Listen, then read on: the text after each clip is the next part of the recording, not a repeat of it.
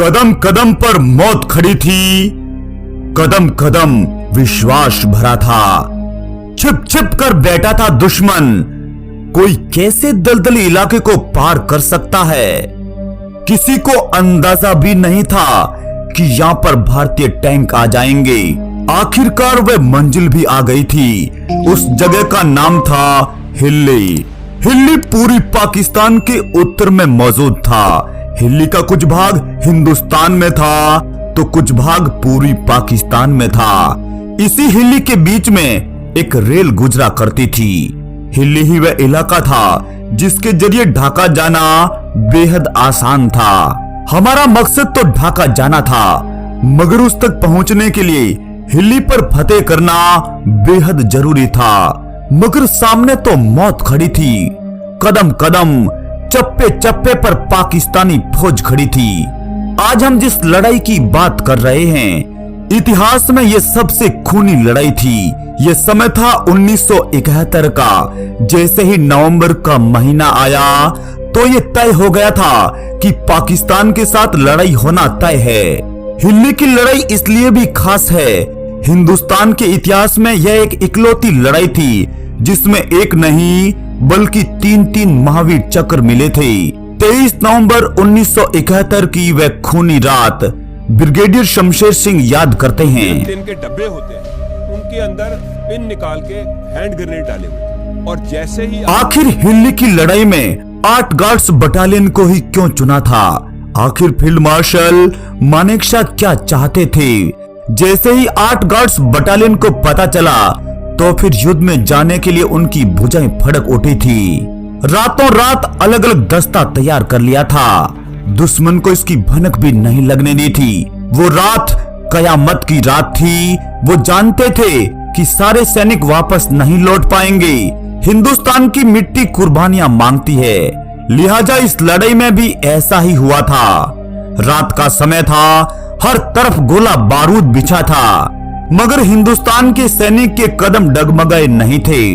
हर कदम सफलता की ओर आगे बढ़ रहा था। दोस्तों, इस लड़ाई में जो कमांडिंग ऑफिसर लड़ रहे थे उनके बारे में जानोगे तो आपको भी ताज्जुब होगा। ये वही बहादुर जवान थे जिन्होंने 1947 और 1965 की लड़ाई में दुश्मनों के दांत खट्टे कर दिए थे। एक ऐसा ही नाम था मेजर जनरल लक्ष्मण सिंह, जिन्होंने सेकेंड वर्ल्ड वॉर में भी भाग लिया था। 40 साल के अपने सैनिक कैरियर में उन्होंने कई लड़ाइयां लड़ी थी। 1971 की लड़ाई में भी उनको भी एक डिवीजन संभालनी थी और वो संभाल भी रहे थे। और सामने था पाकिस्तानी ब्रिगेडियर तजमुल हुसैन मलिक। ये वही पाकिस्तानी ब्रिगेडियर था जो चलाकर युद्ध मैदान में आया था, मगर उसे हिंदुस्तान की सेना का अंदाजा बिल्कुल भी नहीं था कि वह किस हद तक गुजर सकती है। पूरी पाकिस्तान को लेकर लड़ा जाने वाला 1971 का यह युद्ध 23 नवंबर को ही शुरू हो गया था, यानी औपचारिक घोषणा से करीब 10 दिन पहले ही। पाकिस्तान पूरी तरह जंग में कूद चुका था। कहा था ना, पहला वार हम नहीं करेंगे, लेकिन उसके बाद ऐसी तबाही मचाएंगे कि तुम उस लड़ाई को कभी भूल नहीं पाओगे।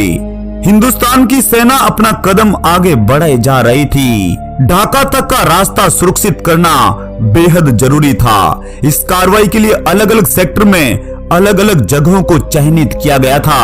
आक्रमण की पहली जगह के तौर पर हिल्ली को ही चुना गया था। 8 गार्ड्स को हिल्ली पर कूच करना था। उनके कमांडिंग ऑफिसर थे लेफ्टिनेंट कर्नल शमशेर सिंह। उनकी दहाड़ भी एक शेर की तरह ही थी। वो एक बेहद दिलेर अफसर थे। कर्नल साहब जब पहली बार अपने सैनिकों से मिले तो उन्होंने कहा था, 8 गार्ड्स के बहादुर जवानों, दिखा दो अपना जलवा। दुश्मन को बता दो कि बंदूक की हर गोली पर दुश्मन का नाम और पता लिखा है। कदम कदम पर दुश्मनों का पहरा था, मगर गम भी हमारा गहरा था। एक एक सैनिक 20-20 पर भारी था। यहीं पर तिरंगा लहरा था। यहाँ एक अजीब सा वाकया घटित हुआ था। जब पाकिस्तानी सैनिक ने अपने कमांडिंग ऑफिसर को बताया कि हिंदुस्तानी फौज हिल्ली तक आ गई है। ये एक ऐसी मुश्किल जगह थी, हर तरफ दलदल फैला था। यहाँ पैदल सैनिक का आना भी मुश्किल था और यहाँ तक तो भारतीय टैंक पहुंच गए थे। तो पाकिस्तानी कमांडर ने कहा कि वो हिंदुस्तानी सेना नहीं, कोई भैंस होगी। तो पाकिस्तानी सैनिक का जवाब भी अजीब था, जनाब तो फिर ऐसा समझिए कि उस भैंस के सींगों में बेहद भयानक तोप लगी है और वो हमें जलाकर राख कर रही है। दुश्मनों के बंकरों को बारूद से भर दिया था। जहां एक तरफ दिवाली चल रही थी, मगर हिल्ली में तो होली सा माहौल था और वो खूनी रंग था। हमारे सैनिक तो कफन बांध कर गए थे। हिल्ली में तो सबको हिला हिला कर मारा था। हमारे सैनिक यहाँ तक ही नहीं रुके थे, जब तक सांस थी बंदूकों से गोली दागते रहे और जब गोलियां भी कम पड़ने लगी तो फिर गुत्थम गुत्था हो गए थे।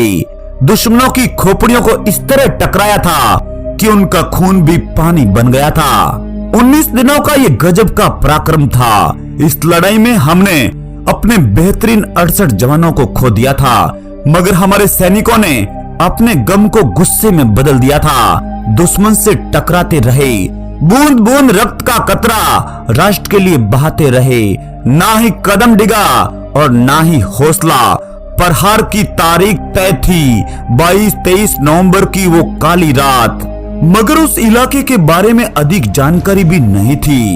मगर इतना तय था कि दुश्मन मजबूती से जमा हुआ है, मगर दुश्मन के बंकर बेहद मजबूती से बनाए हुए थे और वो जगह थी मोरापारा।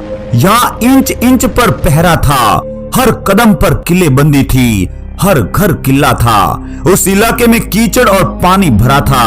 वहाँ धान की खेती होती थी, लेकिन पाकिस्तानी फौज के खौफ में किसान खेत छोड़कर भाग गए थे। उस दलदली जमीन को पाकिस्तान ने बारूदी सुरंग में तब्दील कर दिया था। इन तमाम मुश्किलों के बावजूद भी हिंदुस्तानी सैनिकों का उत्साह सातवें आसमान पर था।